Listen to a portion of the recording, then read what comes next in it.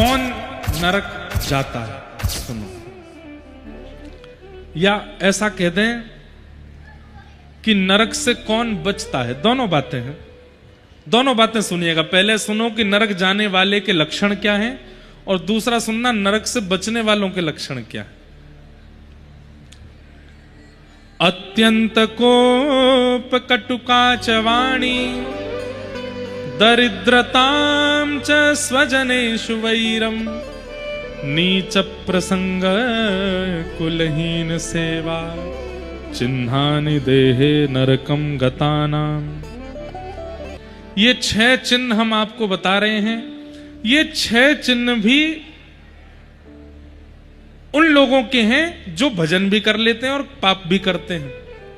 इनके अलावा भी चिन्ह होते हैं, लेकिन इन 6 को ही सुन लीजिए। पहला, अत्यंत कोप, भयंकर गुस्सा, अनकंट्रोल्ड क्रोध जो करता है, जिसके सामने पूरा परिवार, खानदान, पत्नी, बच्चे सब डरते हैं कि उनको ये बात पता नहीं चल जाए, क्यों नहीं तो फिर कुछ तोड़ फोड़ मचाएंगे। भयंकर गुस्सा आता है, छोटी छोटी बातों पर गाली गलौज करने लगते हैं, मार पिटाई तक उतर आते हैं, छोटी छोटी बातों पर लाल पड़ जाते हैं, और महाराज बिल उस समय बस पूछो मत क्या हो जाता है। ऐसे व्यक्ति को विदाउट वीजा एंट्री मिलेगी नरक में। इमिग्रेशन भी नहीं होगा, चेकिंग भी नहीं होगी उसकी। और वो व्यक्ति अगर यहां बैठे हैं और या उनके संपर्क वाले व्यक्ति यहां बैठे हैं, तो ये बात उनको बता दीजिएगा।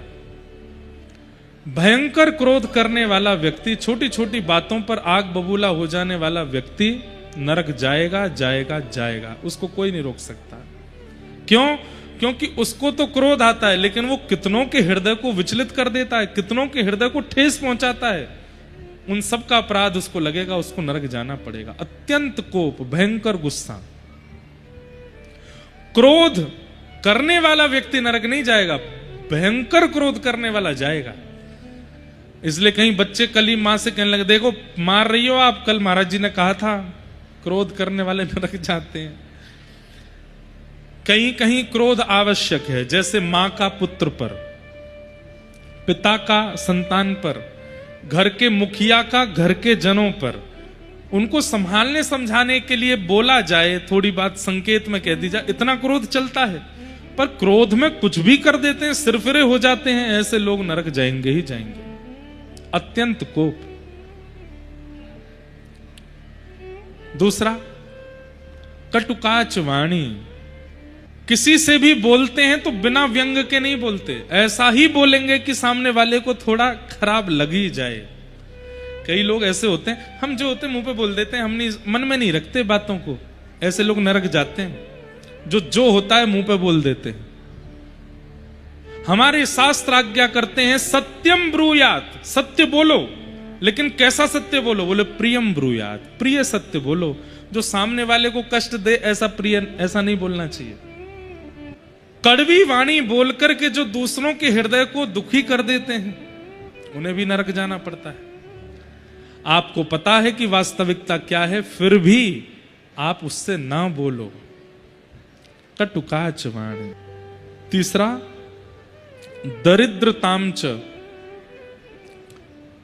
मेहनत करने पर जो मिलता है उसमें संतुष्ट नहीं होते, सदैव असंतुष्टि बनी ही रहती है। उसके पास जो है ये मेरे पास क्यों नहीं है, इसको जो मिल गया ये मुझे क्यों नहीं मिला, इसको मुझसे बेहतर कैसे मिल गया, इसके पास ये कैसे आ गया। जो दूसरों की उपलब्धियों से सदा अपनी उपलब्धियों को कोसते रहते हैं, ऐसे लोगों को दरिद्र कहते हैं। और एक बात और सुन लो, ये आसन जो है ये दरिद्र आसन है। ऐसे बैठने वालों को दरिद्रता आ ही जाती है, सीधे बैठ जाओ। इसको दरिद्रासन बोलते हैं। ऐसे जो लोग ऐसे बहुत बैठते हैं, उनके अंदर असंतुष्टता होती ही है, वो असंतोषी रहते हैं जीवन भर। इसलिए इस आसन में नहीं बैठना चाहिए। हाथ पांव दर्द कर रहे तो इधर उधर हो लो, लेकिन इस आसन में मत बैठो। एक दो बैठे थे तो मैंने संकेत कर दिया है। दरिद्रताम च, ऐसा नहीं है कि आप दरिद्र ही हो जाओगे, पर हां धीरे धीरे होने प्रारंभ हो जाओगे, धीरे धीरे लक्षण आने लगेंगे असंतुष्टि के। दरिद्रताम च, दरिद्र व्यक्ति नरक का गामी होता है, जो असंतुष्टि रहता है। पत्नी कितना भी अच्छा भोजन बना ले, लेकिन उसमें भी तुमने नमक ठीक से नहीं डाला, नींबू नहीं पड़ा इसमें, ये नहीं हुआ, वो नहीं हुआ, ये नहीं, वो कितना भी अच्छा श्रृंगार कर ले फिर भी उसमें कोई ना कोई कमी ही निकाल। मतलब ये वो लोग हैं जो कभी संतुष्ट किसी चीज से होते नहीं। इनका काम एक ही है, कथा बहुत बढ़िया हुई, इतने लोग आए, हजारों लोग आए, महाराज जी ने बहुत बढ़िया कथा है सुनो, फिर भी उनको कुछ ना कुछ निकालना है उसमें। ऐसे लोग जो असंतुष्ट ही रहते हैं, दरिद्र, इनको नरक जाना पड़ता है। क्यों? इनके लिए कुछ भी कर लीजिए, ये कभी प्रसन्न ही नहीं होते। तो कौन कौन से चिन्ह हैं नरक जाने वालों के? अत्यंत कोप, कटुकाच वाणी, दरिद्रताम च, और चौथा आया स्वजनेषु वैरम, जो अपनों से बैर मानते हैं और परायों को ज्यादा अपना सगा मानते हैं, बाहर वालों को ज्यादा अपना हितैषी समझते हैं और अपनों को अपना शत्रु समझते हैं। ऐसे लोगों को भी नरक जाना पड़ता है। और अपनों में भी विशेष रूप से मां और पिता को अपना शत्रु मानते हैं, और जो 4 दिन का मित्र बना हुआ है उसके लिए सबको छोड़ने को तैयार हो जाते हैं। स्वजनेषु वैरम। नीच प्रसंग, अगला लक्षण क्या है? जो नीच लोगों का संग करते हैं, मांस खुद नहीं खाते, मदिरा स्वयं नहीं पीते, पर स्त्री गमन स्वयं नहीं करते, पर पुरुष गमन स्वयं नहीं करते, लेकिन जो मांस भी खाता है, जो मदिरा भी पीता है, जो स्त्री गमन भी करता है, जो पुरुष गमन भी करती है, गलत गलत सारे काम करने वालों का संग करते हैं। मतलब हम नहीं करते, हमारा मित्र कभी कभी पी लेता है, हमारा मित्र खा लेता है, हमारा मित्र गलत काम कर लेता है, मैं नहीं करता, मैं परम शुद्ध हूं। वो तो जाएगा, आपको भी लेके जाएगा, आपको जाना पड़ेगा। नीच लोगों का संग करने वालों को नरक जाना पड़ता है। कुलहीन सेवा, माता पिता को गलत व्यवहार करने वाले बालक की जो सेवा करता है, जो मदद करता है, सुन रहे हैं बात को? माता पिता के साथ गलत व्यवहार करने बालक की जो व्यक्ति सेवा करता है और मदद करता है, उसको भी नरक जाना पड़ता है।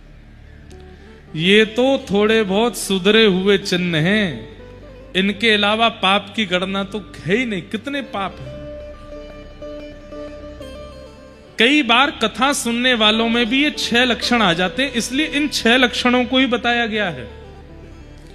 कथा सुनने वाले में भी क्रोध होता है, कथा सुनने वाले में भी असंतुष्टि होती है, कथा सुनने वाले भी कई बार वाणी के उचित नहीं होते, कथा सुनने वाले कई बार नीच लोगों का संग भी करते हैं, कथा सुनने वाले कई बार कुलहीन लोगों की सहायता भी करते हैं। इसलिए ये 6 बातें ही क्यों बताई गई हैं? क्योंकि कथा सुनने वाले में भी कई बार ये 6 लक्षण होते हैं। इनके अलावा भी नरक जाने वालों के लक्षण हैं जो कथा में आते ही नहीं है, उनके तो बहुत ही लक्षण हैं। कृपया कर इन 6 से बचो।